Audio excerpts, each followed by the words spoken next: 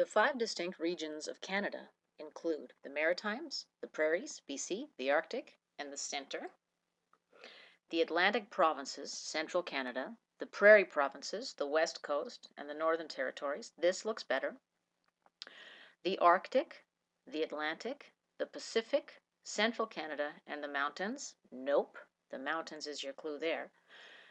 And option 4, the Prairies, the Maritimes, the Centre East, the Arctic, and the Pacific Northwest. So our best option here is answer number 2, the Atlantic provinces, central Canada, the Prairie provinces, the West Coast, and the Northern Territories. Let's choose that one and go to next. Now we can also, let's say we're not sure what to do here. We can skip this question.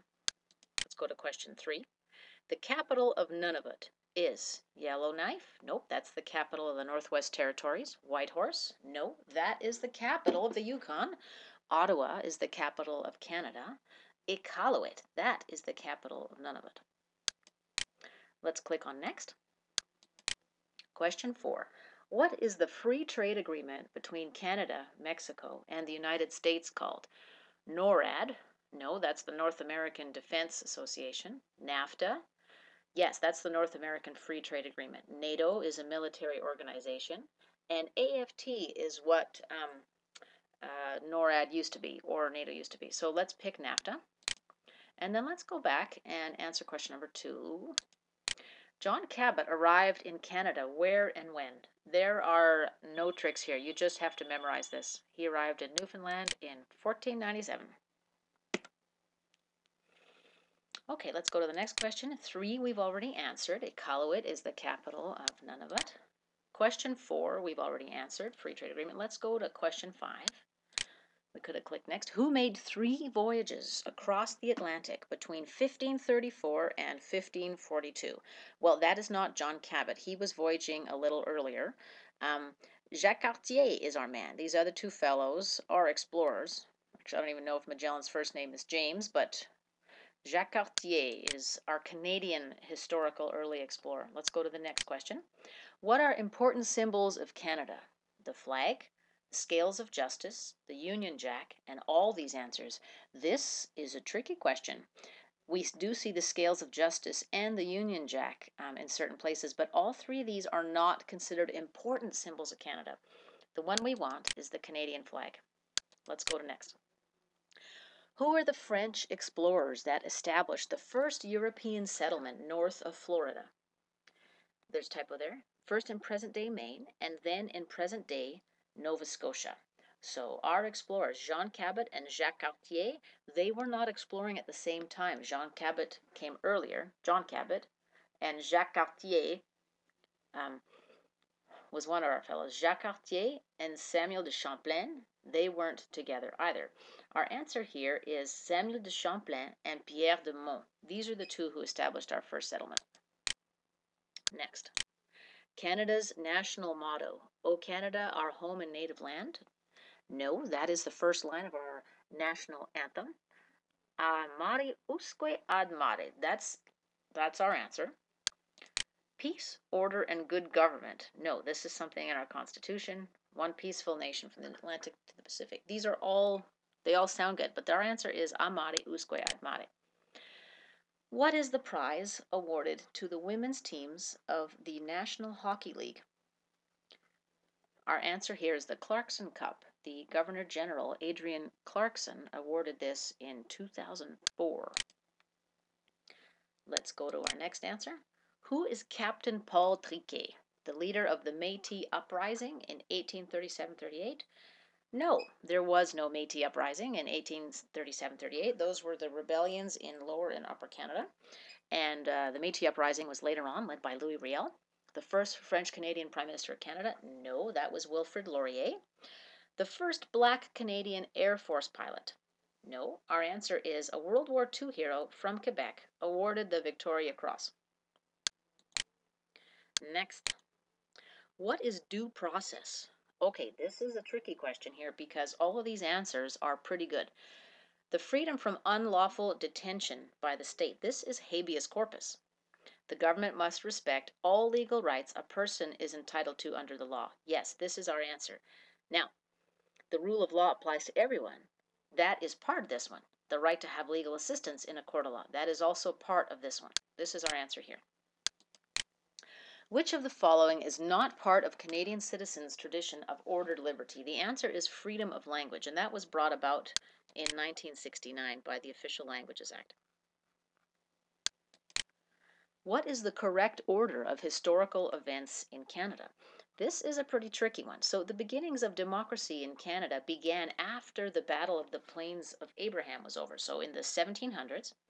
Then the War of 1812 right here, abolition of slavery in Ontario in 1833, and finally the rebellions of 1837 and 38. So all these other answers, 1830, so the late 1700s, 1833, 1812. Okay, so that one's not in order.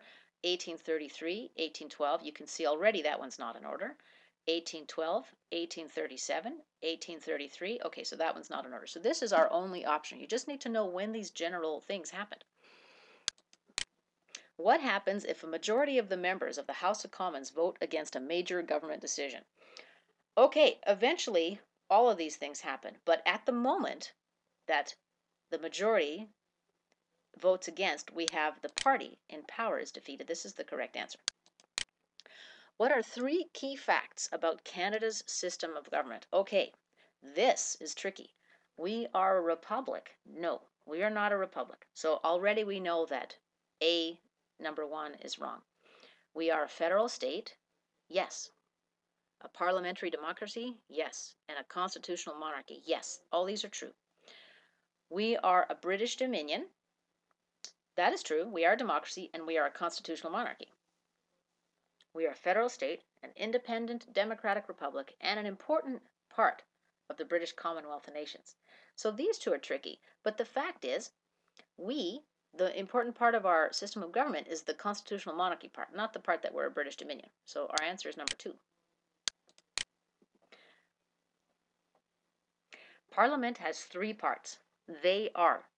The answer here is the Sovereign, the Senate, and the House of Commons. So Parliament refers to our federal government. The Queen, the Prime Minister, and the House of Commons are all part of Parliament, but it's missing the Senate. The Governor General, the Prime Minister and Cabinet, and the House of Commons. Yes, we're still missing the Senate here. The House of Commons. Now, provincial and municipal, they are not part of Parliament, which is a federal organization. So our only correct answer is the Sovereign, the Senate, and the House of Commons. Number 17. When was oil discovered in Alberta? Right after the end of the Second World War. Which Aboriginal peoples were farmers and hunters? So the Sioux in the prairies hunted the bison. They didn't farm. The Huron-Wendat and the Iroquois, the Great Lakes, those were our farmers. The Cree and the Dean were hunter-gatherers, and the West Coast nations preserved fish. Next, what did the Royal Commission on Bilingualism and Biculturalism in 1963 lead to?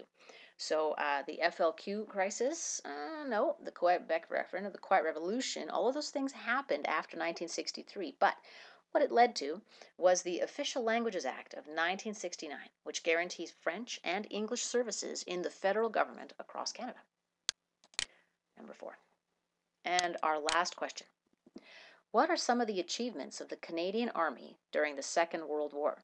So D-Day, liberation of the Netherlands, and forcing the Germans surrender. Yes, this is our answer. Vimy Ridge, this happened in World War I. These are World War I events. Battle of the Plains of Abraham, that happened in the 1750s. Defense of Hong Kong and Dieppe were World War II. Invasion of the Aleutian Islands and retaking of Poland, those were not the achievements of the Canadian Army. And last question. Oh, that is our last question. Let's submit and see how we did. Let me just drag down the test interface here. There we go. Oops. My score was 100%. You need 75% to pass the official test. So let's see what we've got. The 5 distinct regions of Canada. John Cabot arrived in Canada. Where and when? The capital of Nunavut, Iqaluit. The free trade agreement between Canada, Mexico, and the U.S. is called NAFTA. Jacques Cartier made 3 voyages across the Atlantic between 1534 and 1542. The Canadian flag is the important symbol of Canada here. The French explorers that established the first European settlement north of Florida were Samuel de Champlain and Pierre de Monts. Canada's national motto, Amare usque ad mare. The Clarkson Cup is the prize awarded to women's teams of the National Hockey League. Hooray! Captain Paul Triquet is a World War II hero from Quebec, awarded the Victoria Cross. Due process. The government must respect all legal rights a person is entitled to under the law. Freedom of language is not part of Canadians' tradition of ordered liberty.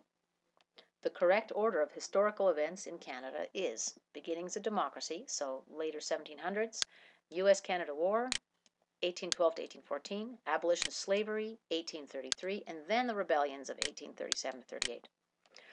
What happens if a majority of the members of the House of Commons vote against a major government decision? Number 3, the party in power is defeated. 3 key facts about Canada's system of government. We are a federal state, a parliamentary democracy, and a constitutional monarchy. Parliament has 3 parts. They are which of the following? The sovereign, the Senate, and the House of Commons. So you remember that these 3 options did not include the Senate. When was oil discovered in Alberta? 1947. Which Aboriginal peoples were farmers and hunters? The Huron and the Iroquois of the Great Lakes. So these guys hunted bison. They were nomadic. These fellows were hunter-gatherers. These fellows preserved fish. The Royal Commission on Bilingualism and Biculturalism in 1963 led to the Official Languages Act of 1969, which guarantees French and English services in the federal government across Canada.